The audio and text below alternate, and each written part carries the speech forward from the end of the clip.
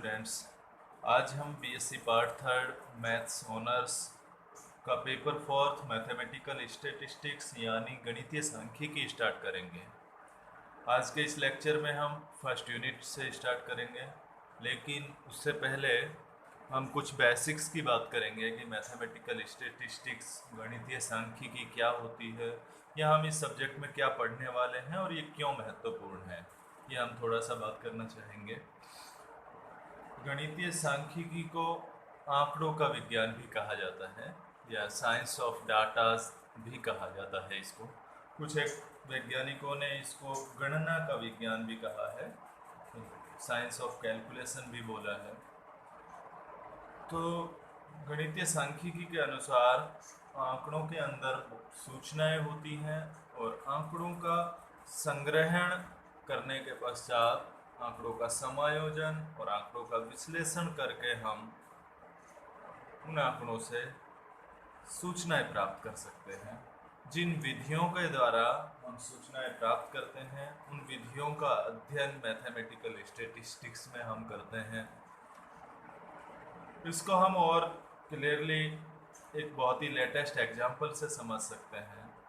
जैसा कि आप सब जानते हैं, हम अभी कोरोना पैंडेमिक के दौर से गुजर रहे हैं और इस पैंडेमिक में रोज़ाना नंबर ऑफ पॉजिटिव केसेस की बात होती है, नंबर ऑफ रिकवरी केसेस की बात होती है, नंबर ऑफ डेथ्स की बात होती है, नंबर ऑफ टेस्टिंग्स की बात होती है। यानी हम ये कह सकते हैं कि रोज़ाना आंकड़ों की बात होती है, या दूसरे शब्दों में मैं ये भी कह सकता हूँ कि इस बीमारी से आज तक ज़्यादातर जो भी डील किया गया है वो सिर्फ आंकड़ों के बेस पर डील किया गया है, आंकड़ों के दम पर डील किया गया है। तो इस बीमारी के बारे में हम रोज़ाना आंकड़ों की बात करते हैं और यहाँ से स्पष्ट है कि हम आंकड़ों के बेस पर, आंकड़ों से हमें सूचनाएं मिलती हैं किसी सिस्टम के बारे में। यानी जिस सिस्टम या निकाय के लिए आंकड़े इकट्ठे किए गए हैं, संग्रहित किए गए हैं, उस सिस्टम के बारे में आंकड़े सूचनाएं प्रदान करते हैं, इंफॉर्मेशंस देते हैं, ये कह सकते हैं। लेकिन सवाल ये उठता है कि हमें जो सूचना या इंफॉर्मेशन आंकड़ों से मिल रही है वो कितनी विश्वसनीय है, वो कितनी एक्यूरेट है, कितनी सही है, ये हम कैसे तय करेंगे, या इसके लिए हमें क्या करना चाहिए, या वो सूचना कैसे प्राप्त हो, ये सब हम इस सब्जेक्ट के अंदर पढ़ते हैं। और हम आगे पाएंगे कि ये जो पेंडेमिक है ये किस डिस्ट्रीब्यूशन को फॉलो कर रही है। ये हमारे नेक्स्ट 6th सेमेस्टर में होगा, नॉर्मल डिस्ट्रीब्यूशन होगा, तो उससे ये कनेक्ट होगी, ये पेंडेमिक उसको फॉलो कर रही होगी, ये हम देखेंगे आगे। यानी मैथमेटिकल स्टैटिस्टिक्स में हम उन विधियों का अध्ययन करते हैं, उन मेथड्स की स्टडी करते हैं जो आंकड़ों के विश्लेषण में सहायक होती हैं, या आंकड़ों के विश्लेषण के लिए आवश्यक विधियों का अध्ययन हम मैथमेटिकल स्टैटिस्टिक्स में करते हैं। हमारी जो फर्स्ट यूनिट है, फर्स्ट यूनिट में बारंबारता बंटन और केंद्रीय प्रवृत्ति के माप, ये हमारे सिलेबस में है।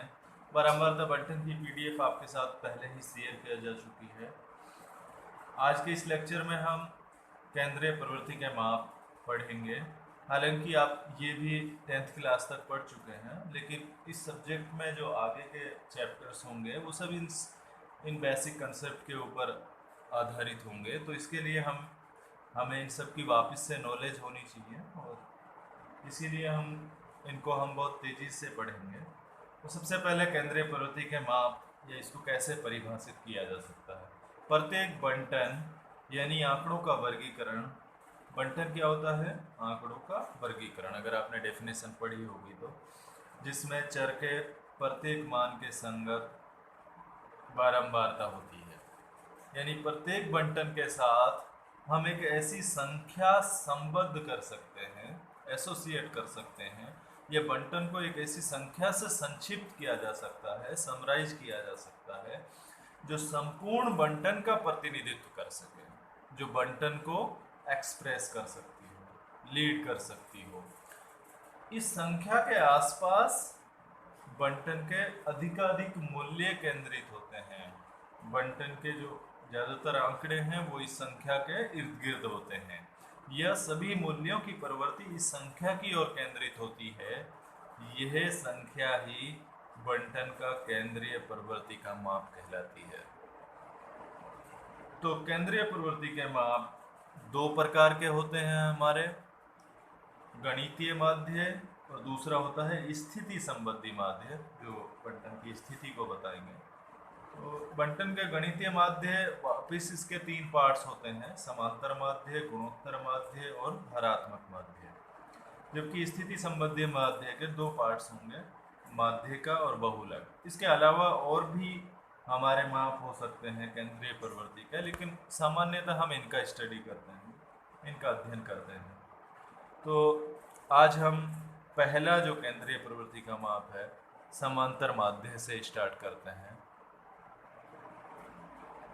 परिभाषा: यदि कोई चर के n मान हमें दिए हुए हों x1, x2, xn, तो उनका समांतर माध्य उन मानों का योग को n का भाग देने पर प्राप्त होता है। और समांतर माध्य को x बार से व्यक्त करते हैं, यानी माध्य क्या होता है x1 plus x2 plus xn upon n, उन सभी मानों का योग, उसको भाग दे देते हैं हम मानों की संख्या से। समांतर माध्य ज्ञात करने की विधियां हमारी चार विधियां हैं, और ये विधियां जब आपका जैसा बंटन हो, बंटन के हिसाब से आप इन विधियों को लागू कर सकते हैं। तो सबसे पहली विधि है डायरेक्ट मेथड या प्रत्यक्ष विधि। इसके भी दो पार्ट्स हैं कि यदि आपका बंटन व्यक्तिगत बंटन हो, इंडिविजुअल डिस्ट्रीब्यूशन हो, यानी चर के कुछ मान दिए हुए हों और उन मानों के संगत प्रत्येक मान की बारंबारता एक हो, सिंगल हो, यानी सिर्फ मान दिए हुए हों, तो माध्य कैसे निकालेंगे? तो माध्य का फॉर्मूला ये होगा, उन सभी मानों का योग कर लें और मानों की संख्या जो n है उसका भाग दे दें। इस तरह से आपका माध्य निकल जाएगा व्यक्तिगत बंटन के केस में। जब आपका बंटन अनग्रुप्ड हो, अवर्गीकृत हो, यानी और लेकिन बारंबारताएं दी हुई हों, मान लो कि आपके चर के n मान x1, x2, xn है, उनके संगत बारंबारता f1, f2 और fn है, तो माध्य कैसे निकालेंगे आप? सबसे पहले f1 x1 f2 x2 ये मल्टीप्लिकेशन फाइंड आउट करेंगे और उन सबको योग लेंगे, यानी summation fi xi upon summation fi, और उसको भाग दे देंगे सभी बारंबारताओं के योग से। ये विधि होगी, यानी x बार जो हो गया हमारा समांतर माध्य इस सिचुएशन में जब अवर्गीकृत बारंबारता बंटन है, वो होगा 1 upon capital N summation fi xi, जहाँ कैपिटल N सभी बारंबारताओं का योग। दूसरी जो विधि है हमारी वो है शॉर्ट मेथड या लघु विधि। यह विधि तब उपयुक्त होती है जब x यानी चर तथा f यानी बारंबारता के मान काफ़ी बड़े हों, तो प्रत्यक्ष विधि से गणना करने में काफ़ी कठिनाई होती है, तब हम लघु विधि अप्लाई करते हैं। लघु विधि में हम एक स्वैच्छ संख्या a से विचलन निकालते हैं, यह स्वैच्छ संख्या कल्पित माध्य कहलाती है, और इसका चयन मूल्यों से ही इस प्रकार करते हैं कि उच्चतम और निम्नतम मानों का इससे विचलन कम से कम आवे, जिससे कि हमारी कैलकुलेशंस आसान से आसान हो सके। यानी यदि हम xi माइनस a को di से डिनोट करें तो समेसन fi di हो जाएगा हमारा summation fi into xi minus a, और इसको हम अगर ओपन करेंगे तो ये हो जाएगा summation fi xi minus a summation fi, एक कांस्टेंट है बाहर आ जाएगा। अब यदि हम समेसन fi di को कैपिटल N से भाग दे दें तो ये बन जाएगा summation fi xi upon n minus a, वो कैंसिल आउट हो जाएगा। समेसन fi n क्या है? समेसन fi ही है, तो यहाँ से summation fi xi upon n formula number second से x बार ही है, यानी समांतर माध्य है, तो समांतर माध्य इस सिचुएशन में हो जाएगा a यानी कल्पित माध्य plus summation fi di upon capital N। ये हमारा फार्मूला नंबर 3 हुआ या दूसरा मेथड हुआ जिसे शॉर्ट मेथड कहते हैं। ये तब अप्लाई करते हैं जब चर के और बारंबारताओं के मान बहुत अधिक हों, या बहुत बड़े हों। तीसरा हमारा मेथड है पद विचलन विधि, स्टेप डेविएशन मेथड। यदि बारंबारता बंटन वर्गीकृत बंटन हो यानी ग्रुप्ड डिस्ट्रीब्यूशन हो तथा सभी वर्गों का अंतराल समान हो, तब हम पद विचलन विधि का उपयोग में लेते हैं। इस विधि में हम सिर्फ इतना सा करते हैं कि जो वर्ग का अंतराल है, क्लास इंटरवल h है, h का भाग दे देते हैं जो विचलन आपके हैं, जो कल्पित माध्य से निकाले गए विचलन हैं, उनको हम h से डिवाइड करते हैं इस विधि में हम। तो यहाँ से हमारा जो x बार का फॉर्मूला बनता है, यदि हम di का मान फॉर्मूला नंबर 3 में रखें तो हमारा माध्य का फॉर्मूला हो जाता है a plus h into summation fi ui upon capital N, जहाँ h क्या है, वर्ग का अंतराल है यानी क्लास इंटरवल है। तो ये हमारा चौथा फार्मूला हुआ। और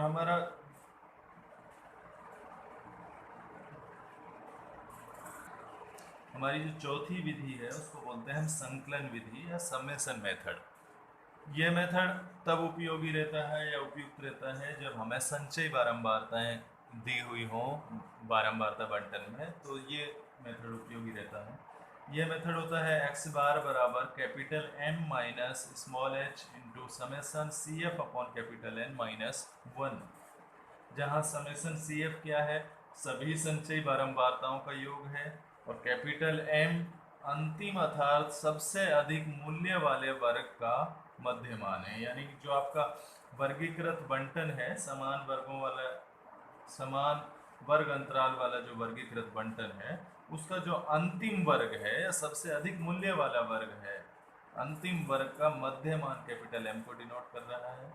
यदि तो इस सिचुएशन में हम इस फॉर्मूले को यूज करते हैं जब हमारा बंटन में संचयी बारंबारताएं दी हुई हों। लेकिन ये मेथड हम बहुत कम यूज करते हैं। इसका कारण ये है कि समेसन CF संचयी बारंबारताएं के केस में कैलकुलेशंस और ज़्यादा टफ हो जाती हैं, बड़ी हो जाती हैं, तो इसलिए हम इस मेथड को बहुत कम यूज करते हैं। लेकिन ये भी एक मेथड है।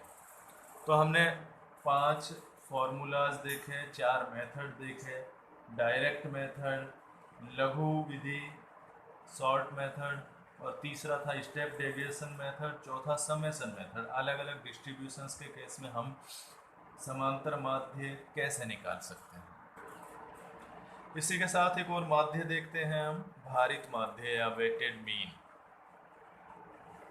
वेटेड मीन सामान्यतः बंटन के लिए माध्य परिकलन में श्रेणी के प्रत्येक पद को समान महत्व दिया जाता है, परंतु ऐसी भी बारंबारता बंटन हो सकती हैं जिनमें चर के विभिन्न मूल्यों का महत्व अलग अलग हो।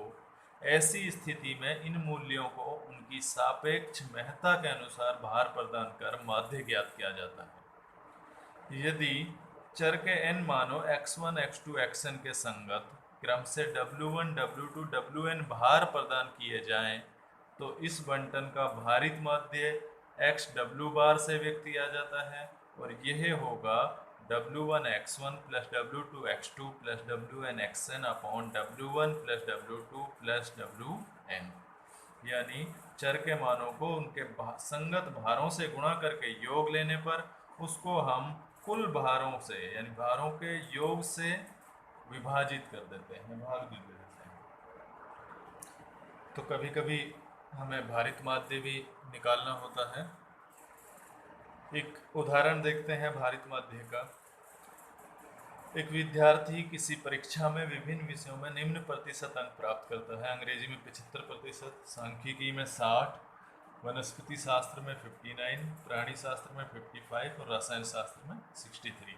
उसके कुछ सब्जेक्ट हैं, 5 सब्जेक्ट, उनमें वो इतने इतने परसेंट मार्क्स प्राप्त करता है। यदि इन विषयों को क्रम से 2, 1, 3, 3 और 1 का भार प्रदान किया जाए, यानी अलग अलग सब्जेक्ट का अलग अलग वेटेज हो, तो उसका भारित माध्य और साधारण माध्य ज्ञात करो। यानी ये डाटा दिया हुआ है हमें, अंग्रेजी में उसके मार्क्स 75 हैं, यानी चर जो हो गया हमारा वो परसेंटेज ऑफ मार्क्स है, और उसके वेट दिए हुए हैं। संगत अंग्रेजी का वेट 2 है, सांख्यिकी का वेट 1 है, वनस्पति शास्त्र का वेट 3 है, प्राणी शास्त्र का वेट 3 है, और रसायन शास्त्र का भी वेट 1 है। तो भारित माध्य के फॉर्मूले से हम जानते हैं हमें चाहिए WI/XI। WI/XI के लिए हम उनके संगत वेट्स को x के मानों से क्या करेंगे, गुणा करेंगे। 75 इंटू 2, 60 इंटू 1, 59 इंटू 3।